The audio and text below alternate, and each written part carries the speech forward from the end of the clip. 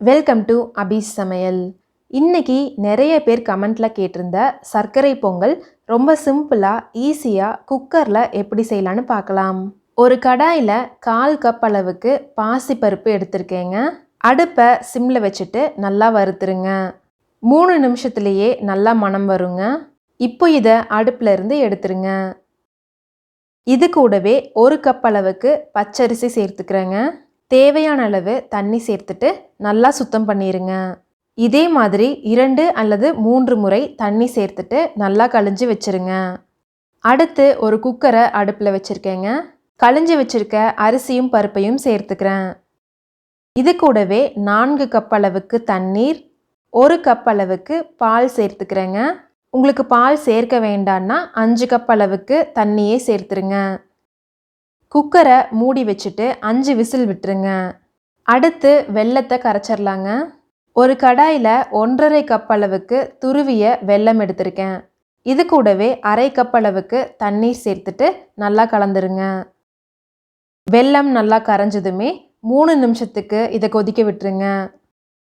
இப்போ இதை அடுப்பில் இருந்து எடுத்துருங்க. அடுத்து திராட்சை முந்திரியை வறுத்துடலாங்க. ஒரு சின்ன கடாயில் 1 டேபிள் ஸ்பூன் நெய் சேர்த்துக்கிறேன். 10 முந்திரி பருப்பு சேர்த்துட்டு நல்லா வறுத்துருங்க. 15 உலர்ந்த திராட்சை சேர்த்துட்டு நல்லா வறுத்துருங்க. திராட்சை நல்லா உப்பி வந்ததுமே இதையும் அடுப்பில் இருந்து எடுத்துருங்க. அடுத்து குக்கரை ஓப்பன் பண்ணலாங்க. அரிசியும் பருப்பும் சூப்பராக வெந்திருக்கு. இப்போ இதை ஒரு கரண்டி வச்சு 1க்கு 2 நல்லா மசிச்சு விட்டுருங்க.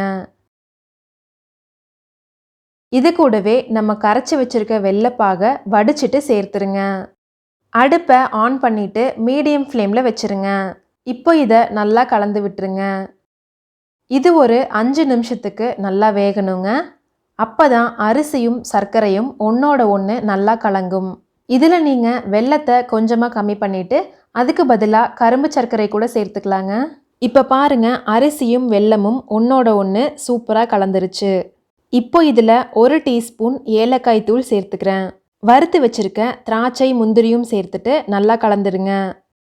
அவ்வளோதாங்க, ரெடி ஆயிருச்சு சூப்பரான டேஸ்டான சர்க்கரை பொங்கல். இந்த பொங்கலுக்கு நீங்களும் சமைச்சு சாப்பிட்டு பார்த்துட்டு எப்படி இருந்துச்சுன்னு மறக்காமல் கமெண்ட்டில் சொல்லுங்கள்.